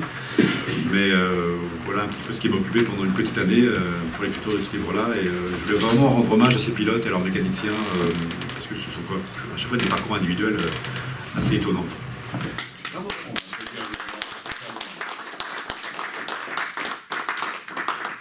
Conférence passionnante qui nous fait entrer dans une épopée de légende, comme souvent dans la France libre, mais alors là, particulièrement avec ce groupe Normandie-Yémen. Et puis il y a des Normands dans la salle aussi. Alors il y a sûrement des questions que vous allez pouvoir poser. On va vous apporter un micro, comme on enregistre.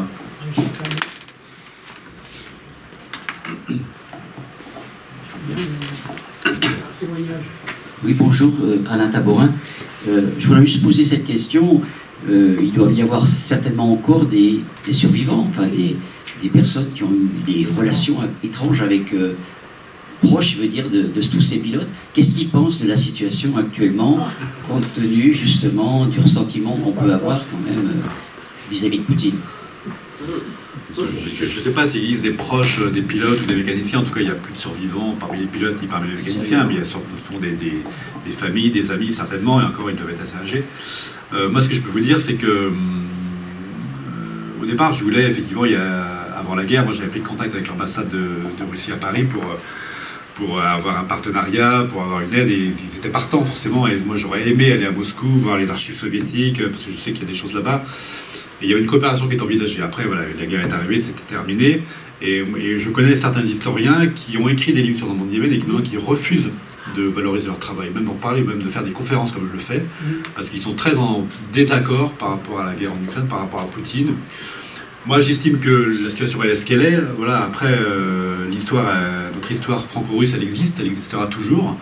C'est pas pour autant qu'on doit l'oublier et la mettre de côté. Elle existe, elle est là, elle fait partie de notre mémoire nationale. Hein, et donc, je trouve ça un peu dommage que certains historiens, j'ai beaucoup débattu avec eux, refusent d'écrire et de parler de ça, alors qu'ils ont écrit des bouquins sur ce sujet à cause de cette situation, à cause de Poutine. Et c'est très dommage. On est bien d'accord. Une question, je crois, dans le fond de la salle. Ouais.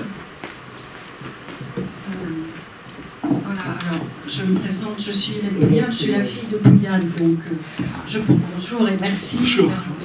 Je ne prendrai pas parti sur le sujet, je garderai mon opinion pour moi. Alors, je recentre sur le débat pour quelques remarques. Nous sommes ici à la Fondation de la France Libre, et je pense que c'est ce qui m'autorise à rendre un peu justice aux Français libres qui ont pris des risques pour rejoindre le général de Gaulle. Et on sait très bien, je pense ici, qu'à cette époque, il y avait des Français libres et il y avait des pilotes qui étaient restés fidèles à Vichy. Donc je trouve que c'est bien, je me permets de faire la distinction qui n'est pas faite là, parce que c'est peut-être pas le lieu ni votre intention.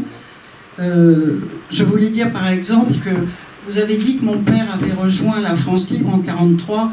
Alors c'est vraiment un détail, mais il a rejoint en octobre 1942 et il a été condamné à mort pour ça, parce qu'il s'est évadé d'Indochine. Donc, alors ce n'est pas marqué dans le livre, on ne peut pas tout mettre, hein. Il y a énormément de choses très intéressantes et très humaines. En revanche, ce que je trouve dommage, c'est qu'on assimile tous les pilotes du Normandie à la France Libre, alors qu'il n'y en avait que la moitié. Oui. Et notamment, si vous voulez, pendant que mon père était condamné à mort par Vichy, le commandant, enfin le dernier commandant, qui est arrivé, comme l'avait dit assez tard, combattait dans l'armée de l'air de Vichy et n'a pas hésité, il l'a dit lui-même d'ailleurs, à descendre des Anglais. Donc c'est dommage, je trouve, ici, de cacher ça, parce que vous êtes historien. Voilà. Alors, de même, quand vous dites que Delfino était plus exigeant que Pouillade, ça me choque un peu quand même. Alors, comme je l'ai dit... D'ailleurs, vous n'êtes pas le seul. Hein. Le problème, c'est que vous n'êtes pas le seul. Alors, comme je l'ai dit tout à l'heure en introduction, c'est un livre de synthèse, dont on va pas rentrer dans les détails. Je suis entièrement d'accord avec vous sur tous ces gars du Normandie n'étaient pas tous des Français libres. Alors, effectivement, le titre des Français libres sur le front de l'Est, ça, c'est l'éditeur qui a voulu garder ce titre Français libres. C'est l'éditeur, oui, mais vous êtes... Ah bah vous savez que l'auteur, il n'a pas non plus des fois la main sur la couverture ou sur le titre. Vous voyez, par exemple, le régiment n'a pas été fait compagnon de libération en décembre 1944. Il a été fait compagnon en octobre 1943. C'est-à-dire quand il n'y avait que les Français libres. Et Delfino, qui est arrivé à la fin, si vous voulez, même pour tout vous dire, en tant que chercheur, ça peut être intéressant. Mon père n'est pas rentré parce qu'il a eu, comme par hasard, un accident de voiture, ça c'est un autre sujet très grave, qui l'a empêché de rentrer. Et les autres pilotes, ils auraient dû rentrer avant, en fait, la Poix, Prissot, ils ont préféré rester avec lui parce qu'ils ne voulaient pas être commandés par Delfino. Voilà, alors, Delfino, effectivement, c'est pas le lieu, alors, on peut peut-être en parler, mais dans le bouquin, et dans les archives que j'ai faites, dans les recherches que j'ai faites, j'ai bien senti qu'il y avait une différence de commandement, je crois qu'on l'a déjà dit, entre Tulane, entre Pierre Pouillade, et puis Louis Delfino, effectivement, qui a longtemps combattu à Vichy, et ça je vais le dire, lorsque Louis Delfino arrive au régiment, il y en a plein qui ne supportent pas l'arrivée de Delfino parce que c'est pas un Français libre. Et donc la plupart vont partir. Et quand je vous dis que ça s'est un peu désossé à la fin, parce que certains pilotes, notamment les vieux de la veille, les Rissot, tout ça, ils ne supportent pas d'être commandés par Louis Delfino qui a longtemps combattu du côté de Vichy. Et donc, tout ça, on le sait, enfin, c'est valable dans la marine également, c'est valable dans l'armée de terre. La campagne de Tunisie. Voilà, c'est ça. Mais je comprends qu'étant la fille de Pierre Pouillade, voilà. Et, on est à la fondation. oui, on a la fondation, mais oui, mais voilà, on peut parler de ça. Voilà. Et vous avez raison de dire que... Alors, dans le dictionnaire, je vous l'ai dit, vous savez... Ah oui, dans le dictionnaire. C'est plein d'erreurs dans le mauvais sens. C'est-à-dire qu'on dit que c'est Delfino, que le général de Gaulle a reçu Delfino, alors que c'est pas vrai, tout le monde le sait. Et oui, la remarque que vous faites sur que Pierre Poilievre était moins exigeant, en fait, lorsque Louis Delfino arrive, en fait, Louis Delfino, il fait le ménage, quoi. Et lui, il veut plus entendre parler parce qu'en fait, ce qu'il faut comprendre, mais c'est pareil, c'est chez les Kieffer, c'est pareil, ou chez les Marins, c'est pareil, il y a des familles, il y a des clans dans les différentes unités. Vous avez ceux de 42, ceux de 43, ceux de 44. Et c'est vrai que quand Delfino arrive en 44, lui, il veut plus du tout entendre parler des gars de Pouillade, des gars de Tulane. Lui, voilà, donc il est encore plus exigeant que Pierre Pouillade, je dirais. Voilà. C'est ça que je voulais dire, en fait. Bon, en fait, il était plus exigeant sur la discipline, effectivement. Voilà. Et d'ailleurs, je lui rends ce truc parce que j'ai des écrits, etc. Il était plus exigeant sur la discipline, ce qui a justifié son choix de rester fidèle à Vichy. Oui. Et mon père, effectivement, était moins exigeant sur la discipline. On sait très bien que dans l'armée de Pétain, les gens étaient très sensibles à l'uniforme, etc., à la présentation. Je reconnais que ce n'était pas le cas de mon père. Bah, il y a moins d'exigences chez les Français libres. Hein. C'est quand même, voilà, quand même des aventuriers, hein, on va pas se le cacher. Hein. Donc c'était exigeant dans ce sens. Dans le film sur Normandie-Yémen, un film en noir et blanc, il y a un rôle entre deux pilotes, celui qui veut justement déserter pour rejoindre vite les Français libres, avant l'arrivée des Américains, avant le novembre 42, quoi. Et puis quelqu'un qui dit non, je veux pas. Enfin, c'est sûr, ça ne veut pas dire qu'ils sont pas patriotes. Le problème, c'est qu'ils n'ont pas une compréhension, ils n'ont pas la même. Roger Sauvage, de toute façon, lui, il a attendu aussi. Ils sont beaucoup. La fin de oui, ils sont engagés à l'arrivée. Bon, pourtant, quand on lit son bouquin. D'ailleurs, il y a un très beau livre qui a été illustré d'un autre pilote dessinateur que j'avais trouvé qui existe, je crois que c'est aux éditions Emdal. Et là, il y a tous les dessins d'un des pilotes, je ne sais pas lequel, qui dessinait très bien. Chanet. C'est magnifique ce livre. Quand vous feuilletez le journal des marches des opérations qui est conservé à Vincennes, donc qui est le document d'époque, qui est rédigé par Jean Depange et d'autres jour par jour, vous avez des planches entières de Deschanais qui fait des caricatures, c'est magnifique. C'est magnifique. C'était en couleur. C'est une œuvre d'art, avec de l'humour. Et moi, ce que je voulais savoir, à titre, alors, on rejoint un peu les grands aspects politico. Staline a longtemps considéré la France, balayé d'un revers de la main pendant très très longtemps la position de la France, puisque De Gaulle voulait justement être considéré comme un allié, participer, et justement à quel moment, à quel point Normandie-Yémen a compté pour faire accepter De Gaulle, donc le 9 juin, à la table il est considéré comme un allié, force occupante de l'Allemagne. À quel moment ça s'est fait? À quel point vous avez que ça c'est intéressant, parce que pour Staline, c'était quand même, au départ, c'est vrai, une petite unité, c'était un film. On voit bien que ça commence dans la presse, donc la presse soviétique, qui est aux ordres de Staline, elle commence à répercuter les actions du groupe à partir de l'été 44. On voit bien, il y a des photos de pilotes qui sont imprimées dans les journaux, des premières victoires, tout ça. Et donc Staline et la Pravda notamment, on commence à considérer ces Français, mais on est en juillet 44, vous voyez, alors qu'on se bat depuis maintenant 7 ans 42, enfin depuis 43. Donc ça a été assez rapide finalement. Et puis à partir du moment, effectivement, il y a eu le débarquement en Normandie en juin 44, on sent bien que Staline, il est en train de se dire, oui, finalement, tiens, les Alliés, donc il commence à... Et c'est pas pour rien quand même que 4 pilotes reçoivent cette décoration ultime, quand même, ce qui est quand même assez rare. Et en plus qu'il offre ses yaks à ses Français, donc c'est... Oui, mais c'est vrai que c'est intéressant, parce qu'il reconnaît les pilotes, il reconnaît la force, l'unité, mais pour autant, pendant longtemps, il ne considère pas De Gaulle ce que ça représente. Il y a une espèce de... Et voilà, il y a bien quelque chose qui l'a fait changer, puisqu'il a accepté que les Français soient considérés comme victorieux, quoi. Alors que pour lui, c'était un pays occupé au départ, enfin un pays qui avait lâché en 40, etc. Il s'était fait avoir, Staline. Bon, bah lui, c'est juin 41, mais bon. N'empêche que voilà, par rapport... Enfin, bon, ça, je ne sais pas si ça a été travaillé, à quel point Normandie, Niemen a joué là-dessus, Certainement. On a parlé de pilotes qui ont abattu des Anglais. On va vous apporter le micro. C'est mieux pour l'enregistrement. Ouais, merci. On a parlé de pilotes qui ont abattu des Anglais. Et entre l'armistice et leur arrivée chez Normandie-Niemen, qu'est-ce qu'il y a eu comme combat? Parce qu'il y a l'Afrique du Nord, mais c'était...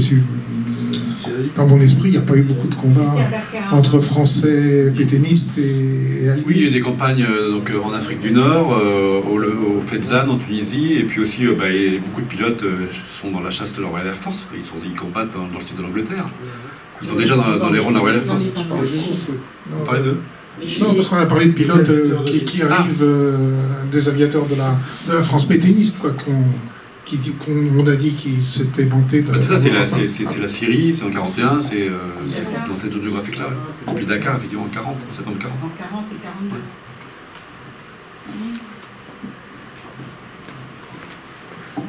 Alors, pour une première question un peu bébête, est-ce qu'il reste encore des avions, les Yak, quel a été leur sort? Ensuite, je voulais savoir si Jean de Pange, c'était le mari de celle qui a écrit ses mémoires, la comtesse Jean de Pange. Et puis je voulais savoir si c'est pas très connu dans la mémoire collective, si c'est une conséquence de la guerre froide.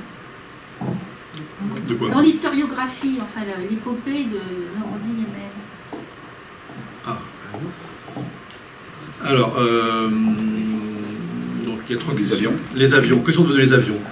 Les avions, ils ont été un peu cannibalisés les uns les autres pendant plusieurs années, hein, donc je crois qu'il en reste qu'un maintenant. Alors, il y en a un à Mont-de-Marsan, il y en a un chez un pilote privé, ouais. En Seine-Maritime à Yvetot, chez M. Canu, il a encore un Yak, donc un sur la base de Mont-de-Marsan, et il y a quelques répliques de Yak. D'accord. Voilà, les répliques. Et le musée de l'air, oui, bien sûr. Bon, on ne compte plus celui-là parce qu'il est tellement connu. Alors, Jean de Pange, c'était quoi la question sur Jean de Pange? Il y a une comtesse Jean de Pange qui a écrit ses souvenirs, qui était une princesse de Broglie. Hein. Elle était la sœur du professeur de Broglie, qui a chimiste, je crois. Et je voulais savoir si c'était son mari. Je sais pas. Il était lorrain. Oui, je sais pas. C'est anecdotique. Et puis bon, alors l'histoire de la guerre froide, est-ce que c'est ça qui fait que c'est un peu occulté l'épopée? Je crois pas que ça l'a occulté, parce que l'épopée elle est connue en Russie depuis des années. En France. Ah oui, certainement, oui. Déjà, le rideau de fer, il était abattu, effectivement, tout ce pan de cette histoire avec les Russes, effectivement, pendant des années, ça a été oublié, ça a été enfoui, cette mémoire-là. Ça a été enfoui, effectivement, et il faut attendre les récits des anciens pour, effectivement, la faire ressurgir, et puis à la fin de la guerre froide en 91, voilà. Mais... Pour Jean de Pange, je voulais dire, il a écrit un livre magnifique sur sa vie, parce que c'est lui qui a eu un des parcours les plus extraordinaires, parce que lui, il a fait Gouffra, il a fait des trucs extraordinaires. Son livre est magnifique et puis très détaillé. Il parle avant Normandie-Niemen et après. Et voilà, ça s'appelle De Gouffra au Niemen, voilà, de Jean de Pange. Nous en avons tant vu aussi. Voilà. C'est le même, c'est le sous-titre. Ouais. Voilà. Est-ce qu'il y a dans l'histoire de la France Libre, de l'association, des récits qui sont restés, des voyages qu'a fait l'association de la France Libre en Russie? Je sais que pour les cadets de la France Libre, ils ont fait au moins en 86 un voyage, qu'ils ont été reçus, on a encore des photos et des récits. Par contre, je ne sais pas si le voyage était propre aux cadets de la France Libre ou organisé avec l'ensemble des Français libres, ce qui est quand même probable. Je voulais savoir si dans les archives de la Fondation, il restait des choses de ça. Parce qu'ils ont été reçus, il y a eu des discours comme font les Russes, et c'était en 86, donc à une époque qui n'était pas spécialement... qui était encore la fin de la guerre froide, enfin la fin de l'Empire soviétique. En tout cas, il y a d'autres traces historiques, si vous voulez, sur la suite et sur les relations qui ont été faites. Moi, je n'ai pas la réponse. Michel, est-ce que tu te souviens de... Oui, je crois, mais j'en sais pas trop. Bon, je voulais simplement rappeler, je profite on a parlé des cadets de la France libre, je voulais rappeler ici qu'à partir de mai 1942, il y a eu des marins français des forces navales françaises libres et qui ont été jusqu'à Mourmansk. C'est le seul navire français qui est apparu à Mourmansk, avec les fameux convois de l'Arctique, où il y a eu énormément de dégâts. Et il y avait donc une centaine de marins sur la corvette Roslis, de la classe Flower, et qui a passé plusieurs semaines, et qui a été après honoré par les Russes, d'ailleurs, enfin par les Soviétiques à l'époque encore. Donc c'est la corvette Roslis, les convois de Mourmansk, bien connus, enfin pas assez, et qui montrent bien quand même une présence aussi de la France libre dans cette région. Les faits, oui, ont été, mais c'est les seuls qui soient. C'est en mai, à partir de mai 42, ils sont restés jusqu'au mois de juin. Là-bas, ils ont séjourné, ils ont été honorés un peu aussi, puisqu'il n'y avait pas beaucoup de Français dans les fameux convois en question. Donc, vous parlez de voyage, je parle sous le contrôle de Madame Hélène Poyat. Il y a eu bon nombre de voyages organisés par le mémorial, où ces voyages étaient bien sûr réservés aux descendants de nos valeureux pilotes du Normandie-Niemen. Mais sur Rouen, nous avons, en 2004, avec une délégation Français Libre, avec la Fondation, fait un voyage en Lituanie. Parce que nous avons été contactés par... comment vous expliquer? C'est difficile parce que, en fait, c'est Roger Sauvage qui avait eu... C'était un jeune homme très jeune, très beau aussi, qui avait eu une aventure avec une Lituanienne. Et de cette aventure était née une jeune femme. Et cette jeune femme avait donné naissance à un garçon qui était devenu sculpteur sur bois. Et il nous a invités parce qu'il avait sculpté le profil de Roger Sauvage, les armoiries du Normandie-Niemen, sur un tronc entier, un totem. Et il nous a invités, avec plusieurs personnes du mémorial des Anglais, à aller planter ce totem sur l'aérodrome, je devrais dire, d'Alitus. Et nous avons eu le droit à un magnifique meeting. Alors je peux vous garantir qu'en Lituanie, les meetings, vous n'avez pas intérêt d'avoir un chapeau trop haut parce que les avions vous rasent la tête. Et il n'y a pas de chose de sécurité. Mais c'était très beau parce que cette dame nous a emmenés sur le bord du Niémen, avec un petit panier, de la saucisse, de la vodka, bien sûr, à l'endroit où elle se rendait avec son fiancé, Roger Sauvage, pour partager. On était 35, on a tous eu un petit morceau de saucisse et un petit verre de vodka pour se rappeler son amour de la jeunesse.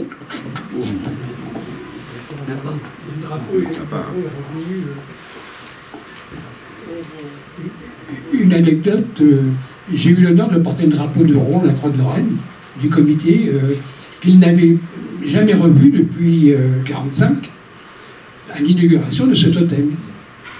Et on a encore beaucoup de choses à raconter. Merci. Il y a beaucoup de personnes avec des noms à particules dans l'unité, et j'ai vu tout à l'heure en entrant qu'il y avait un certain de Saint-Phal. Je voulais savoir s'il était de la famille de Niki de Saint-Phal, si quelqu'un le sait. Oui.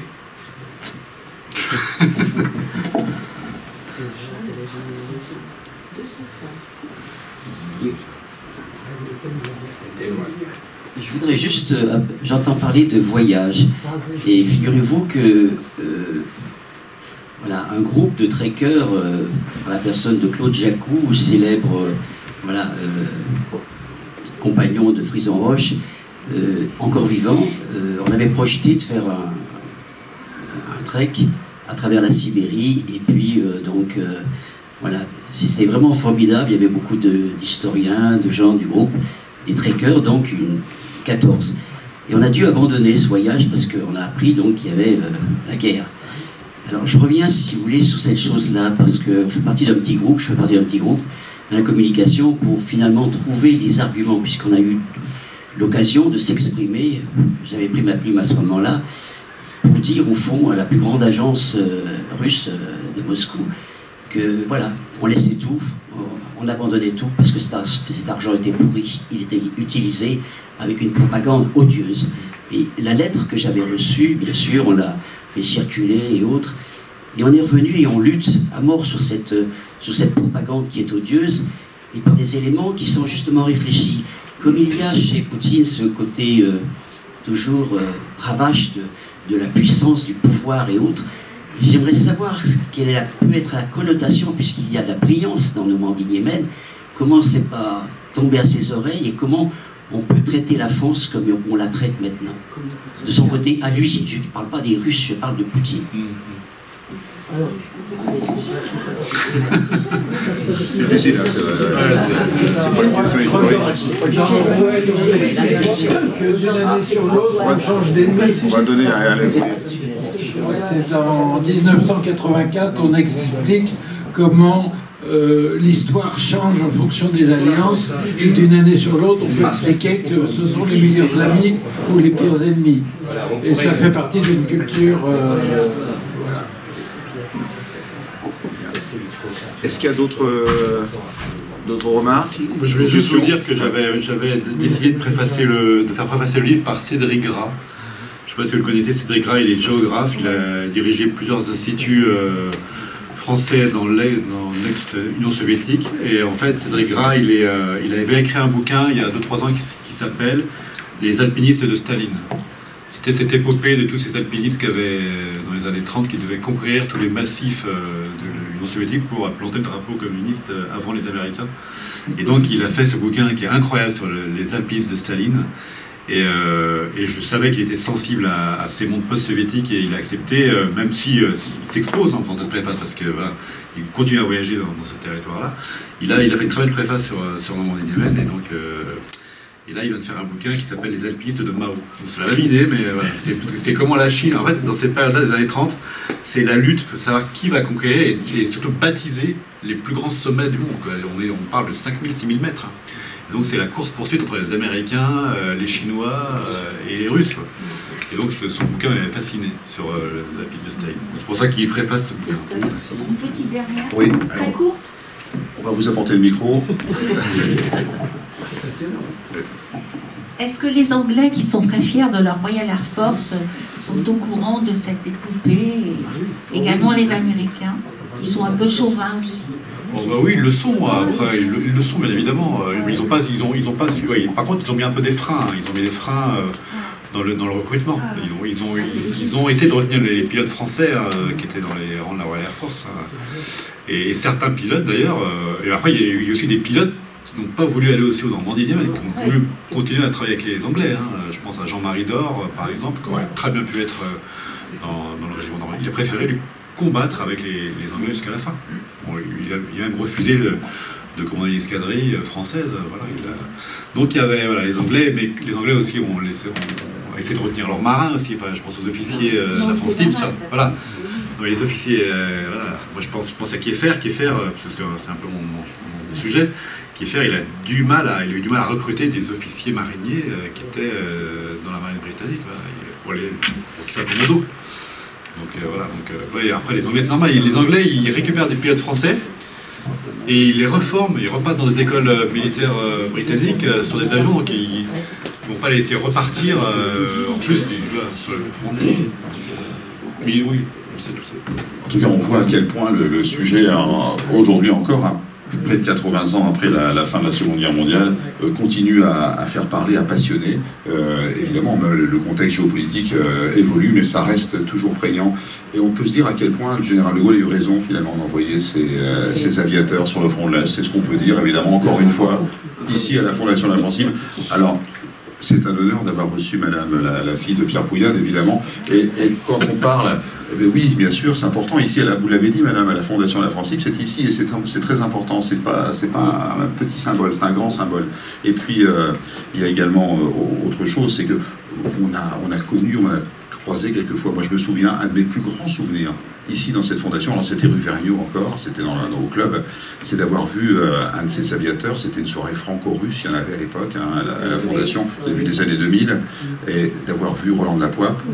Et ce soir-là, il portait sa médaille de héros de l'URSS. Je veux dire que dans mon souvenir, moi, de jeune historien, j'ai été marqué, je m'en rappelle encore très très bien, et je me souviens de l'ambassadeur qui avait salué la présence. L'ambassadeur de Russie avait salué en présence de Pierre Messmer, je crois, avait salué la présence de ce héros qui était là, qui portait ce jour-là cette décoration. Voilà, c'est l'histoire, mais c'est tellement important de le rappeler aussi. Si je peux me permettre, puisque vous êtes vraiment très intéressé par Normandie Niemen, sachez qu'à Rouen, tous les 28 novembre, nous commémorons l'arrivée du groupe de chasse numéro 3 sur le sol soviétique. Alors malheureusement, depuis quelques années, nous n'avons plus le droit d'inviter nos amis russes, parce que je peux dire nos amis, parce qu'ils ont été nos amis, nous ont aidés, et aujourd'hui on les traite un peu comme des parias. C'est un peu dommage. Hélène est venue plusieurs fois, son papa est venu, le général Risso, et on a sauvé un monument qui était dans la cour d'une institution et qui partait. Et donc, j'avais pris la décision d'aller le récupérer. Il est maintenant sur le parvis de l'hôtel de ville de Rouen, en bonne place, puisqu'il est à environ à 5 mètres de notre général. Mais il représente quoi, ce monument? Ce monument, c'est l'escadrille Normandie-Niemen qui s'éclate, enfin les 4 escadrilles Normandie-Niemen qui s'éclatent en vol sur une plaque de bronze à Hélène. Oui, c'est parce qu'il y avait le frère de Marcel Albert, avait plus longtemps, il était de là-bas, et il connaissait papa, et c'est comme ça avec Eschenbaum, dont on n'a pas parlé, qui était le secrétaire général, qui gardait toutes les archives. Et c'est pour ça qu'il y avait au début le musée de Normandie-Niemen aux Henri, tout à fait. Et ça peut donner de belles idées de visite en prolongement de cette conférence. Alors, en tout cas, et vous inviter à donc maintenant retrouver ce livre, hein, le faire dédicacer évidemment par l'auteur, par Stéphane Simonet, l'épopée du Normandie-Niemen, donc des Français libres sur le front de l'Est, 1942-1945, chez Talandier. Merci encore, on va applaudir Stéphane Simonet. Merci beaucoup. Les sanglots longs des violons de l'automne blessent mon cœur d'une langueur monotone. Je répète, blesse mon cœur d'une langueur monotone.